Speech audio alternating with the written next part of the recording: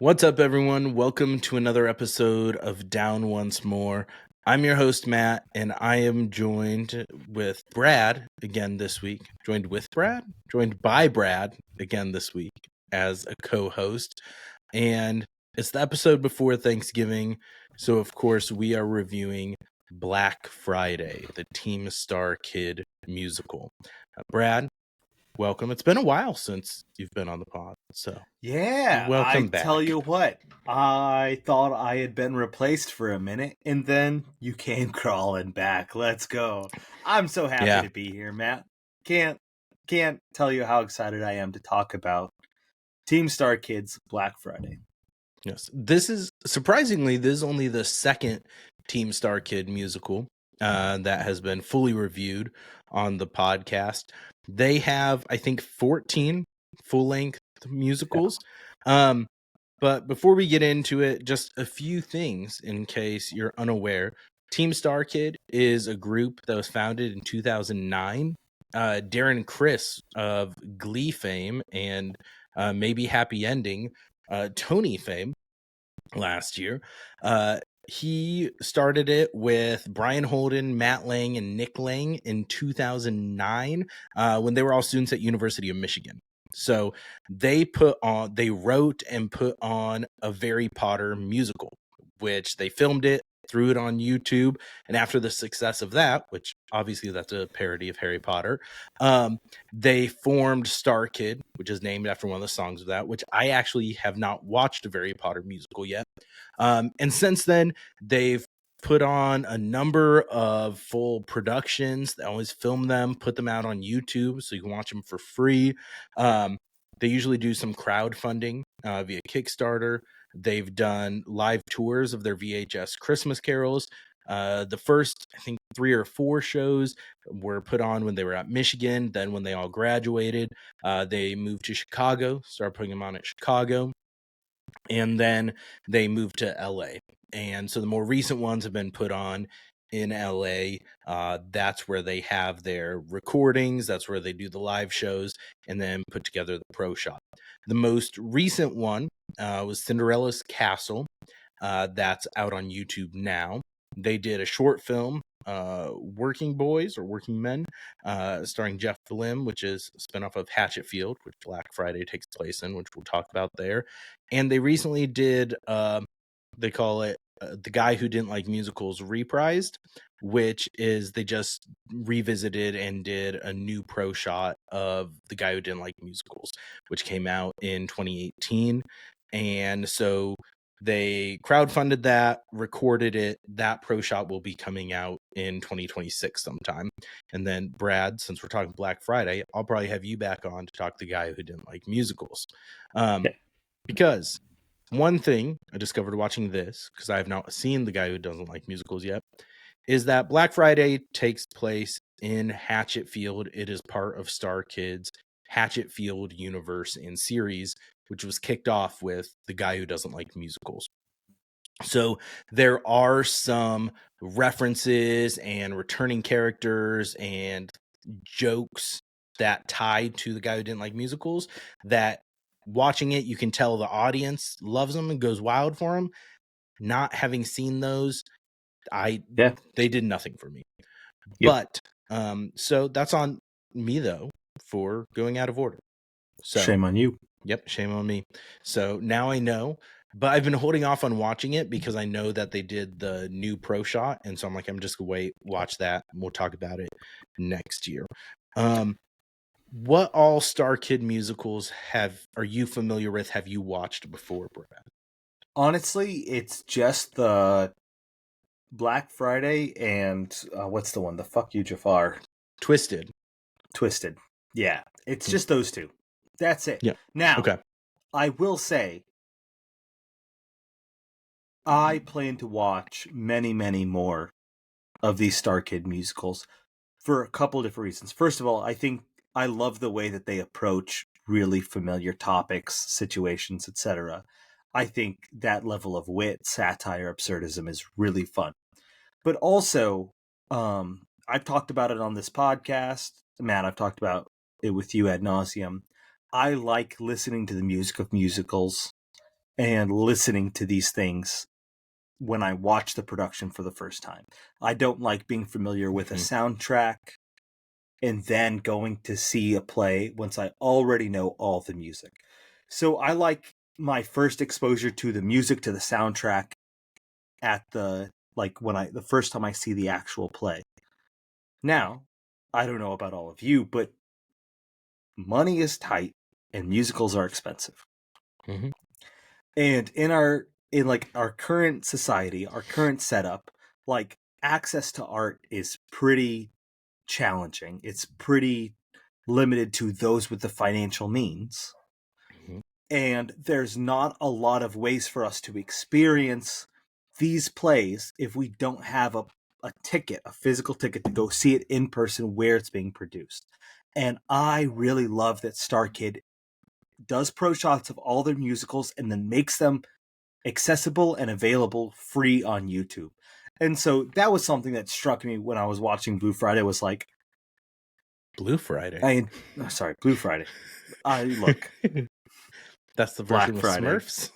Smurfs. Yeah. Is that not the one you watched? I searched it on my own. Did we watch a different musical? Oops. Tough. This'll be a weird conversation. No, Black Friday. As I was watching it, one of the things that struck me was this is pretty special. Like, I was not in LA when this was being performed. And yet I have a very high access to a very high quality recording of this musical that I otherwise wouldn't really know existed. And that's a pretty awesome thing. And I love Starkid's commitment to that. And so if you're going to, you can spend your time and your money on the streamed, populist, hyper accessible, big production, big studio film, or support local artists even a little bit just by streaming their YouTube content. If you can support them in other ways. But I love the way that they are trying to make their art and their work accessible to everybody. They don't gatekeep it, they just give it to us, and that's awesome. I think that in and of itself is just worth diving further into the Team Starkid lore and oeuvre. That was the word that I was going to say. Oeuvre? Portfolio, oeuvre. I don't know. Sorry. I try to modulate my vocabulary. Well, if you're going to use a word of the day, you have to define said word of the day so the listeners can come away learning something as well. It's the French word for their body of work. There you go. That's it. Now, everyone, you learned something new today. Oeuvre. Oeuvre. Denouement. I don't even remember how I first came across Twisted. So Twisted was the first one I watched, which is the parody of Aladdin with Jafar gets the Elphaba treatment, the Wicked Witch of the West treatment. So good. It is fantastic. It is tongue-in-cheek. I will say, one thing with Starkid, even just looking at their oeuvre, their history. You don't flip the R. The R is in the back. Oeuvre. Yeah, so whatever. It's okay. It's okay. Okay. I guess I'll just whatever. But they started off way more in the parody comedy realm, and they're still there, but more of their recent musicals have leaned more into the horror comedy musical realm. Like The Guy Who Didn't Love Musicals has some hints of it. This one does. Then their whole Hatchetfield series, they did a web series after it during COVID, over Zoom. That's in the Hatchetfield series, Nightmare Time. They did 2 kind of anthology series with that's basically just recorded over Zoom. And then Nerdy Prudes Must Die, and that's a horror one too, and also takes place in Hatchetfield. So they have had quite the transition, but Twisted was the first one and still probably my favorite one. I've watched Nerdy Prudes Must Die, Cinderella's Castle, and then this one. I haven't watched a lot of their historical ones. They did a Batman parody one. I haven't watched that one. I've heard Firebringer is great, but it's something that I need to do, and we'll probably do on the podcast more. But this one, I'm like, hey, need something for Thanksgiving time. let's do Black Friday. So the premise of this is there is a new toy, a Tickle Me Wiggly, that is going on sale for Black Friday, and everyone wants one. People are lined up. It's the new hot item. It's like a Labubu, but It looks so much like a Labubu. it does look a lot like a Labubu. Everyone's wanting it. People in Hatchetfield go to get it. There's different people, different walks of life that come to it. You get a little bit of their story, and then people start going crazy over it. And we get into there is more. The Tickle Me Wiggly is there is an extra dimensional god being that is part of these dolls trying to make its way into our universe and is driving people crazy to kill each other. President goes through a portal. There's a secret government agency. There's a lot in this musical. And I think before we dive too much into it, I will give the caveat. I enjoyed this, but if you are not a fan of like kind of campy home theater, like musical theater in a whole, this is less accessible than like Twisted is. Like, because Twisted has, if you're like a Disney fan, it has a lot more audiences that it can pull from, and you can enjoy it just for how funny it is. This has some of those moments, but it's got a lot more what the fuck moments kind of to it. And there's so much going on and so many different characters and so many random things that aren't really fully fleshed out or explained that you're a little bit like, huh, going on. So that's kind of a little introduction, and that's kind of my overall caveat and initial thoughts with it. Brad, what was your kind of first thoughts on the viewing of watching the movie? Yeah, camp is a good way to put it. Light absurdism is what came to my mind. Like, it's kind of over the top, ridiculous without falling into like full avant-garde absurdist stuff. But it does like it kind of strains credulity, and it's a little bit just like, all right, like, please just bear with us, like, you know what we're trying to do, kind of thing. There are times, my experience of like what I think they were trying to communicate and the theme that they were kind of critiquing and adapting felt a little uneven throughout, and I'm sure we're going to get into this as we go, the overall theme of the play. But sometimes it felt pretty nuanced and pretty like human, and other parts it felt pretty heavy-handed. And so it kind of like it kind of vacillated back and forth in that respect for me.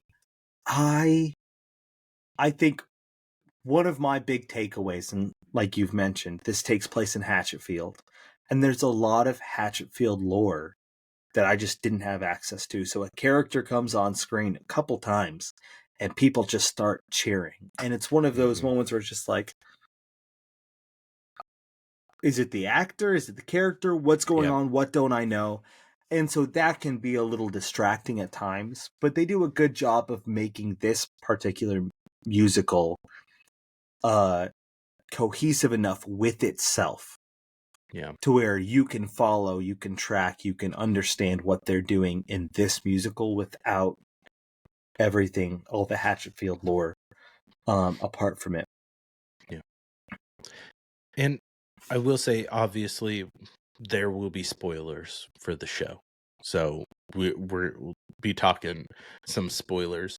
One thing I didn't call out yet, this musical, because Starkid does, they write and produce everything themselves. So the book is by Nick and Matt Lang, two of the original founders. The music and lyrics are by Jeff Blim, who plays the General John McNamara in it, which is one of the characters that you allude to, Brad, that people go wild for, and is a returning character from the guy who didn't like musicals. So he wrote the music and lyrics of this one. Dylan Saunders plays Tom Houston, who is one of the main protagonists of it. He played Jafar in Twisted. He did, yeah. Jeff Blimmen played Aladdin in that. Joey Richter, another always returning Starkid guy, plays Uncle Wiley in a number of small ensemble parts. Lauren Lopez plays Linda Monroe, who is the spoiled, entitled, rich white woman who ends up She's becoming. great. She is every Starkid show. She so is so great. good in. She's amazing. She is fantastic. John Madison plays Paul. He does the voice of Wiggly, and he plays. Why did you stumble over Madison, John? I don't know. I don't want to because I had this wrong. glanced at my notes and then looked away, and then I'm like, "What was it?" That's and fun. so, and he plays the attorney. I think Gary, who's in line. Plays the main character and the guy who didn't like musicals. Different character from these, but that's who he plays in that. Kim Whalen plays Becky, who is Tom's old former flame. They meet up again. Becky Angela Barnes. Giratana plays Lex, and one of the Sniggles, who is where you first see her. But Angela was one. So I watched the Black Friday. Gosh. I watched it years ago, and I didn't remember much about it. But I watched it probably 2 or 3 years ago. And then recently I've been watching a lot of Smosh videos, and Angela, they're constantly in my algorithm. Yeah, fucking and Angela amazing. always hilarious. Hilarious. She had the mega viral. Oh my! Are you kidding? One of the best clips. That's not fair. I need to calm down. I'm gonna so funny, but so many clips. She's one of those people that a camera deserves to be on her all the time because she's just funny. Yeah, just period. The way that she communicates, the way she externally processes her thoughts and feelings is absolute gold. And so you talked about the Smosh videos. That's mostly what I'm familiar with her, and those are largely unscripted. And so when I saw that she was in this, I was like, all right, what's this going to be like? But she does a great job. It's really, really wonderful how she brings that same energy that she does from the unscripted improv Smosh stuff to the scripted, staged Team Starkid performance. It's absolutely electric. It's compelling. Such a high point of this musical for me was Lex Foster and what she brings to that role. Yeah. And Angela, she was part of Starkid before she's a relatively new Smosh member, but she's very big into musical theater, and just comedy and acting in general. And so, yeah, I was surprised. I'd forgotten she was in this, so I was pleasantly surprised when she popped up. She's got a key role in Nerdy Prudes Must Die as well, and in Cinderella's Castle, she plays Cinderella's evil stepmother.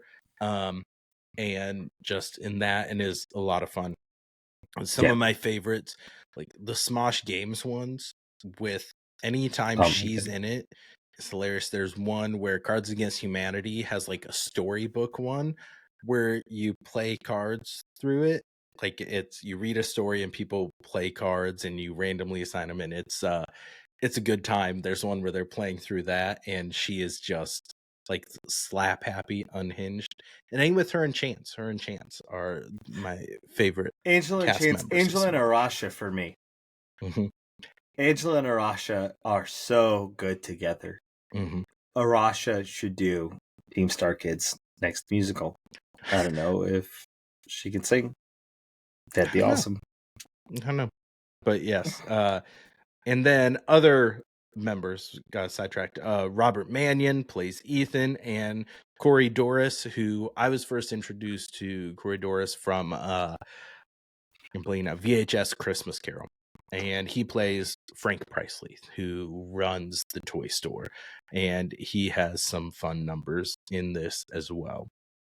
But like you said, there are a lot of very human themes and elements and some very kind of deep things that they go into, just talking about trying to address like the consumerism in America. Like there's a song Made in America after the president goes through the portal to the black and white, the different dimension where Wiggly lives, and comes across Uncle Wiley, who's Wiggly's like spokesperson, and he's talking about, you think they can have this in the Netherlands? You think they'd go crazy over a fucking toy? We could only this could only take place in America. I sing a whole song about that.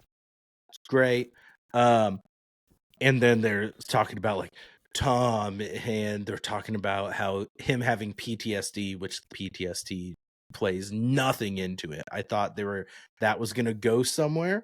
But no, it was just like that's why he stopped teaching at the high school where he was the shop teacher because his wife died and PTSD. Yeah, and it was also like kind of I guess the Chekhov's gun of it was just like, this is why he has the skill set too. But he didn't do anything with it. He didn't do anything with it. But yes, that's what it was like setting it up for. And then like the random stuff that, as far as I know, doesn't actually go anywhere in any of the other Hatchetfield stories, is that it essentially, one of the things in it is the president has them fire like I think a nuke into the black and white, and there was another portal that Wiggly sent the bomb through to Moscow to potentially start World War III. It's heavily implied that Hatchetfield is leveled with a nuclear weapon. Because at the end of it, yeah, you hear the jets going overhead and everything. Yeah, which I don't know why that's what you would hear. It's true. With the nuclear, I don't know. I don't know. We'll get there. Yes. Matt, boil it down. What's the one big theme of this musical? Adults suck and want things for their kids more than their kids do, and don't care about other people, and are selfish and listen to the mass marketing of the media. That's the one thing. No, that was like four things. It was like four things. You have a podcast about musicals. I've always said analysis. The podcast is more about the vibes than the analysis. Why do people listen if you're not going to analyze? I want to know. Tell me in the comments. Why do you listen if you're not here? This is the real reason analysis. Brad hasn't been on the podcast in a while. Because I think about things. You say, hey, thinking. Watch this musical. Tell me what you think. Let's talk about it. And I come trying to talk about what I think. And you're like, wow, what a drip. Let's get someone else in here. God damn it. No, it's because you expect me to think too. And that's just really just unfair of you. And you're making some assumptions. You can't put me on. What is your the one podcast? Well, that's why I should be the one asking questions, not you being like, ask Matt, what is the one questions. Thing? I'm sorry. Brad, do your job. I'll do mine. Brad, what do you think is the one theme, the one thing in this musical? I think that the theme of this musical isn't consumerism, though that is a big part of it, but it's about how we use consumerism to bury the guilt and the trauma that we are afraid to cope with.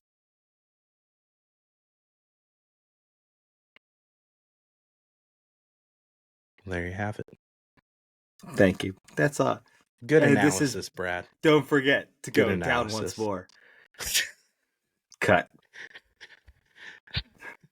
No, it's pretty good. Hey, come on. That's not pretty bad. Good. Pretty good. It's better than your shit. All you did was add a few more things at the end. No, you said the purpose of the consumerism. I said a very tight one thing. You said like four things. It's true. I did. I'm long-winded. But no, I think that's fair. You see from the different characters, you see Tom, besides the demonic workings of the Wiggly doll that's causing them all to go for this, if you're putting that aside, the reason Tom's wanting to do it is because he's not wanting to connect with his son after his wife's death. He's failing to actually build a connection and just trying to buy it through consumerism and assuming what his son wants and saying, oh, well, he deserves this. He needs to get this. I need to get it for him, even though that's not what he's ever said he wanted. And then you have from Linda, where she's like, I need this for my kids. Uncle Wiley's telling her, no, it's you just have your own need and your own insecurities of wanting to be adored, and you're using this as the tool to try to buy your kids love, things like that. So we do But see also from those Becky, characters who, like, yeah, I'm getting Wigglies for the kids at the hospital, etc. But she's also trying to, like, bury the trauma of murdering her abusive husband. Yeah. Woof. Yeah. But Lex and her boyfriend are trying to use the Wiggly to get away from the trauma of that, like, heinously abusive home that they're from. Like, it's all about, like, what can this thing do to help me not deal with the real thing? Yeah. That's fair. Very astute observation, and that's why you're a doctorate student. Doctorate candidate? What's the official? Candidate. Doctorate Put some candidate. respect on my name. Apologies. Come on, let's go. How many years you got left in that program? Until I finish my book. Oh, there you go. Have you started and they're your gonna book? Pay me. I have started my book. You want to read it? Sure, I'd love to read it. I love reading so much. Anybody that wants to read my dissertation in progress, drop it in the comments. We'll set up a Patreon, and you can read the drafts as they come along. Pitch. What's your elevator pitch, your executive summary for your dissertation? I don't want to bring the vibe down, okay? Do you want to kill this podcast right now? I'll do it. An elevator pitch, you're supposed to make it sound as interesting as possible. Not in my area. Well, I'm talking about the role of antithetical rhetoric and reasoning in nascent Christianity. Nah, like, who wants to hear that? I don't want to hear that. I'm writing that. Drop it in the comments. We'll set up a Patreon. I like, dead serious. Honestly, for $5 a month, I will let you read my drafts as I'm writing them. Sounds like a great use of money. Drop it. We'll set up a link. Comment if you want a link. Nobody's going to comment. Okay, people. Starkid.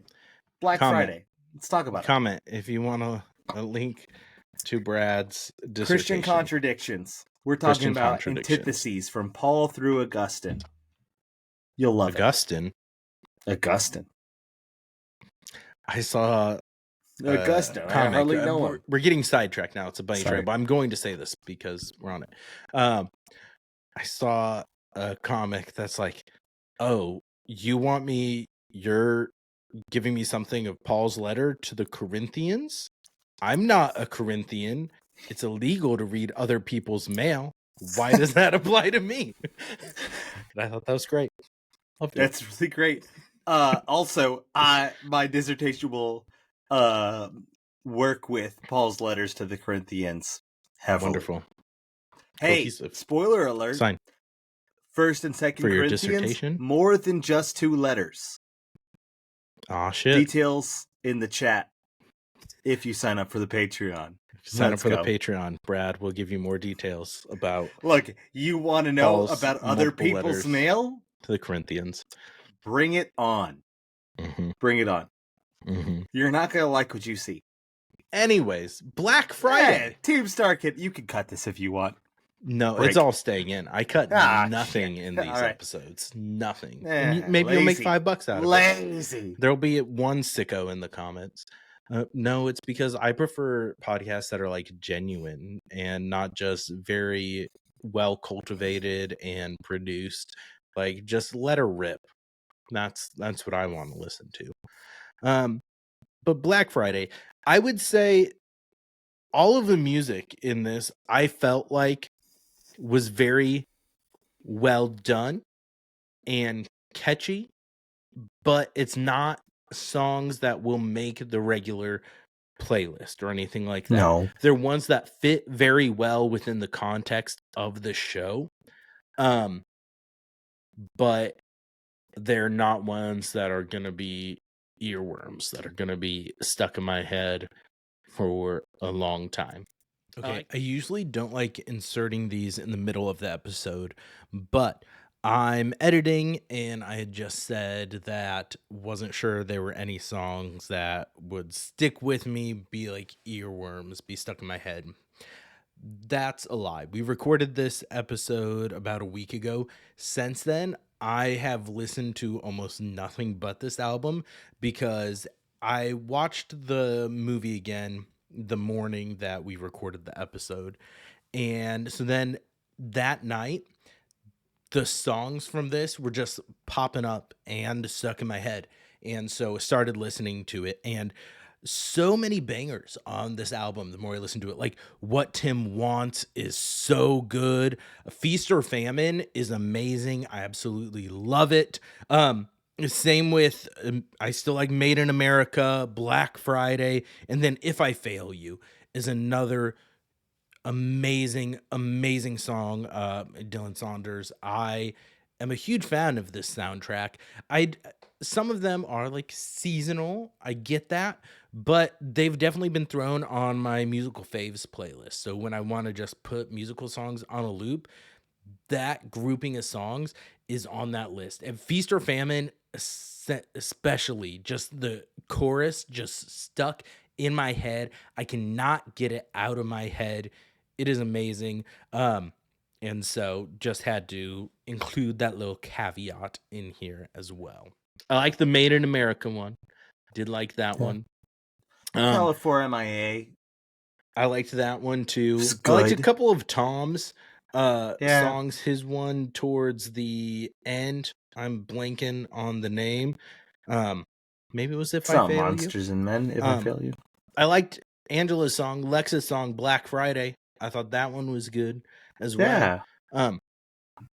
I thought the whole scene that happens in the theater when Yeah. the Santa Claus High School is the one number from that. Deck I'm the assuming halls of open up Act 2. Northville Hall. Yep. And then Northville just High. So good. everything going on. And then Tom and Becky's scene and song, which like you said is where she confesses to like killing. We don't know for sure, but most likely. For sure she did. For sure. No, she just severed his Not femoral a artery and he chance. ran into the woods.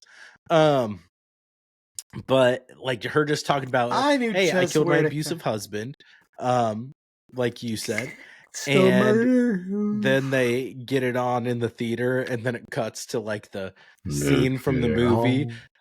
The girl be like, well, how do I know you're Santa? Tell me something only Santa would know. What I want when I was 7. And then he tells her, she just goes like, Santa, and then jumps up and makes out with him. And just the implications of that. The like because Tom gets stabbed, right? Yeah. The little just like how is it? It's not good. Oh, I'm talking about the movie. So was I. That I thought was real funny. Yeah. Real funny. Predictable, sure. Like I saw that coming a mile away. But it was one of those like please take this opportunity, please. This is gold. Love that. Mm-hmm. No, I thought that little like the conceit of that little movie that they were doing.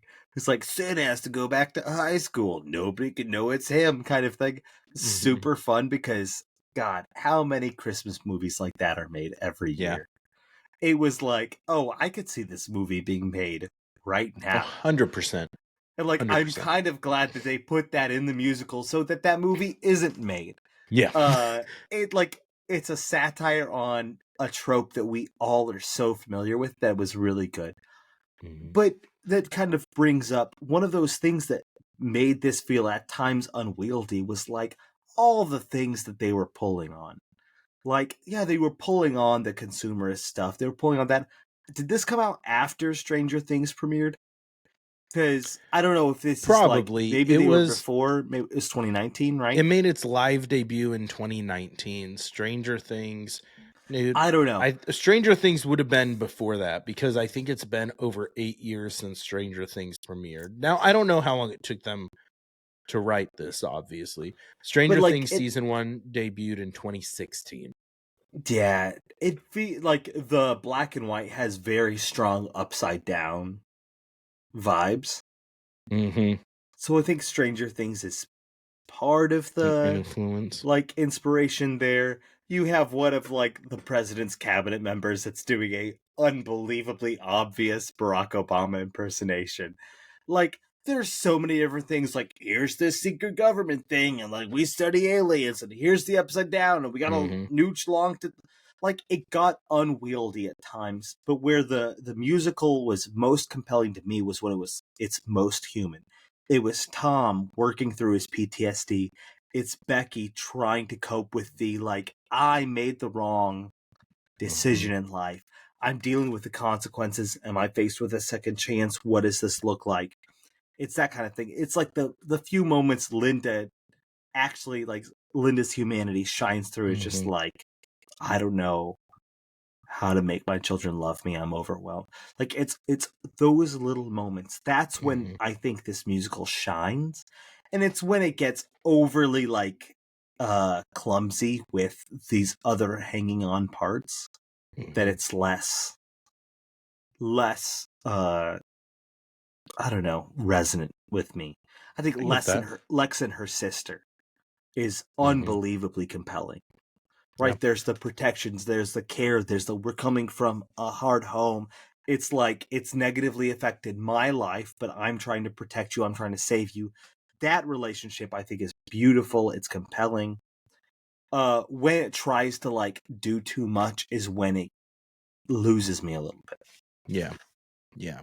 That's just that, like it's there is just so much going on with it because like you make the argument and I think a lot of people see like Lex as the protagonist of it, but there's like a 45-minute stretch we don't see Lex like close to it. Yeah. And like you said, that relationship with Lex and her sister is a very compelling one, and we get little bits of it but not a ton.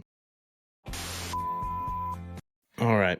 um All right. with technical difficulties because Brad decided he wanted to move and it caused his microphone to I disconnect. touched my microphone.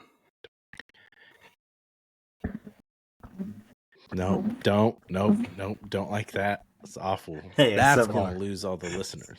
No, Nah, this turns some people on. They like this shit. I hate ASMR so much. Hey, any Photoshop people get in the chat? No, no, stop, stop. Let's Photoshop that, and you can Oh get Brad's god. dissertation for free. I'll pay your Patreon, your monthly Patreon. Okay, but No, I think what was I saying? there's a different monthly subscription platform that's on.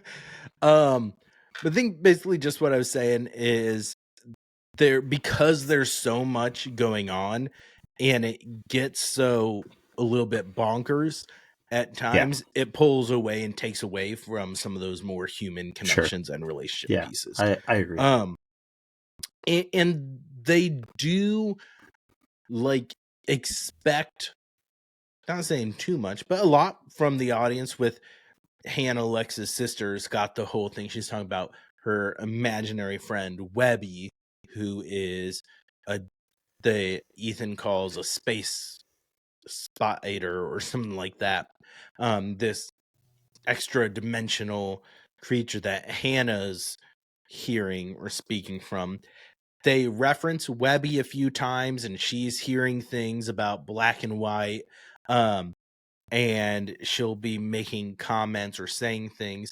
And then later, when the general comes in and tells Lex that Lex and her sister have the connection to the black and white, and so that's why she's able to get the gun from the general. And get to it. So, I I don't know. That's something that, from what I've seen, isn't completely set up in Yeah. The Guy Who Didn't Like Musicals either. Like Webby exists in the Nightmare Time thing after that, but and it does come in, from what I remember, a little bit in Nerdy Prudes Must Die. The whole black and white does too. So one thing, because I don't have a ton more to say. I think we've covered most about the musical Yeah. itself. Songs that work well within the structure of it. It is a fun enough musical. The cast is doing some really good things in it. A lot of interesting things touched on. One little bit of tidbit of trivia that I saw, there was one performance where Angela forgot to bring the prop gun on stage with her and just did a finger gun added for the scene when she gets the gun from the general. That's amazing. Mm-hmm. Now, so here's my pitch. Okay. I'm with you. What you said about the music. All the music is good. There's not a bad song on there, but I don't know that there's a song that you're going to put in your like regular rotation. There might not be a song that makes your go-to playlist. It's all worthwhile though. And kind of where I'm at with this is like this is like independent musicals at close to its best. Yeah. You can't say you're a musical fan and limit that just to like, well, I'll listen to the Hamilton soundtrack and Right. like I'll go see Wicked when it's in theaters. Yeah. So much of what's available to us in the musical theater world is more than just the like mass produced, most populist version of the like top musical that major studios decide they can make money off of. Mm-hmm. So Yeah. supporting people like Team Starkid is really important, A, for keeping these types of creative Mm-hmm. avenues open for people, but also it gives us a different perspective and a different way of looking at how musicals are made. What can it sound like? What can it Mm-hmm. look like? It really like broadens our horizons and it broadens our exposure to the incredible world of musical theater Yeah. in the easiest possible way. These things are on YouTube. Yeah. That's awesome. Like, plain and simple. I can't tell you the last professional production I watched fully on YouTube, Yeah. apart from Starkid. Yeah. Like my favorite, your favorite artist, whatever. There's clips on YouTube. Absolutely, we're used to like seeing YouTube as a way that we can see things in like, you know, bits and pieces. Mm-hmm. But they are giving you access to their content, and as musical fans, which I know all of you who are listening are, because you wouldn't be here if you weren't. I like don't go being like I'm looking for my favorite thing. Watch these musicals looking for a way to interact with the genre and the art form that you love in a different way and support and interact with an important independent voice within that sphere. Well said. Well said. I don't have anything to add to that speech. I agree with everything that you said, Brad. Well put. Well played. I have supported their last two things on Kickstarter, so I am supporting them as Oh, well. look at you. Look at me go. Attaboy. Look at me go. But no, highly recommend. Like, this is something I think will be, it's like you said, it's not gonna be on the playlist regular rotation, but I can see myself watching this every year at Thanksgiving. Like one of those annual watches. Like people have like the Christmas ones that you watch. This is something I throw on. It's fun. It's 2 hours long. Got some fun music, a fun time. It's good. So one thing I will say too, I'll make you aware, Brad, in case you're not, next to normal, the pro shot, the uncensored version from the West End, is going to be debuting on Broadway HD on December 1st. So, no censoring sucks. You will be able to hear sucks now. So, I will say I am now a proud member of PBS Passport So am I. because I watched Next to Normal for free. I was like, this is incredible what they do. The censorship, I understand, all that stuff. Amazing. The night we're recording this is also the premiere night. Matt, I hope you understand and appreciate my sacrifice. This is the premiere night of Ken Burns' American Revolutionary I War did see that was documentary. tonight. Let's go! I love Ken Burns.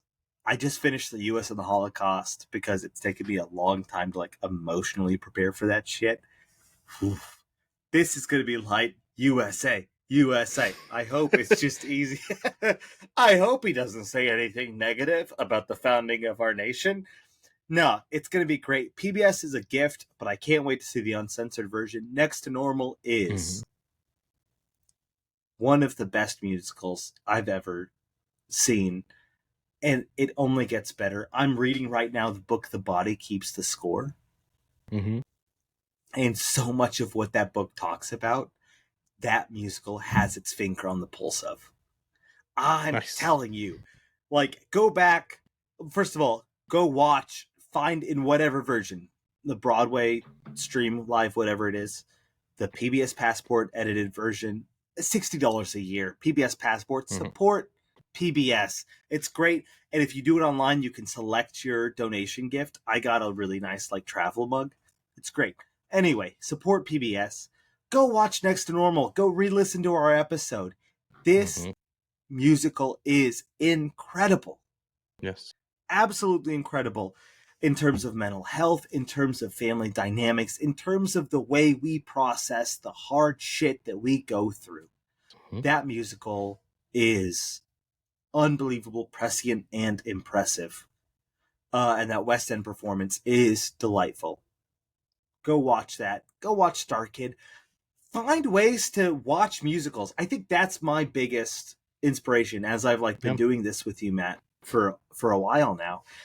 Like, this just inspires me. Like, musicals are available to us. It's just not going to show up on your Netflix recommended most of the time. But there's ways to do it, and they're all worthwhile. And it might not be finding your new favorite, but we watch so much shit. Think about the hours we spend scrolling through our phone of stuff that we'll never think about again for the rest of our life. Find ways to interact with this genre, interact with this medium that we love. I love it. Sorry. Yeah. Same speech, second time through. I'm on Great it. speech. I'm on my shit right now. Just as good the second time. Not as good, but shorter, so that might be better. Hey, there you go. Brad, thank you for joining. I don't have anything else to say about the musical. Watch it. If you haven't, Brad, you'll need to watch Nerdy Prudes Must Die next. You need to watch some more Starkid. And that Let's Angela go. is in it as a... She's so funny. She is so funny. Matt, put that clip of the viral clip. You know what I'm talking about. Yes. That's not fair. Okay. Are you kidding? That's unfair. She made those. I need to calm down. Everything's fine. Amanda. I'm an adult. Yeah, and Angela's in Nerdy Prudes Must Die, and she sings a song about dirty girl soup. So she has an accent. It is it's a good time. Support artists. Watch artists. Engage this art. It's worthwhile. It's good for you. It's good for the world. Thanks for joining us. Thanks for tuning in. Comment below if you want my dissertation. Yeah, step by comment step. below if you want to read drafts of Brad's dissertation. Follow, subscribe, YouTube, Apple, Spotify, Amazon Podcasts, all those podcasts. Do the thing. OnlyFans. Comment, share. Yeah. And as always, don't forget to go down once more. Later. And have a good Thanksgiving. With or without Happy family. Turkey Day. Whatever you prefer. Whatever will make it a good Thanksgiving for you. I hope you get that. And don't lose your soul on Black Friday. That's right. That's right. Don't murder anyone. Or start a nuclear holocaust. Yep. Don't do either of those things. Learn from this musical. Enjoy. All right. Later.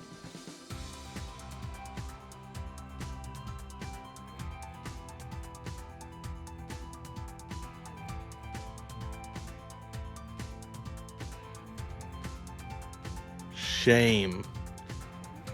You know what I did? You I'm sorry. bumped your mic. Gosh. So I did go out and come back in.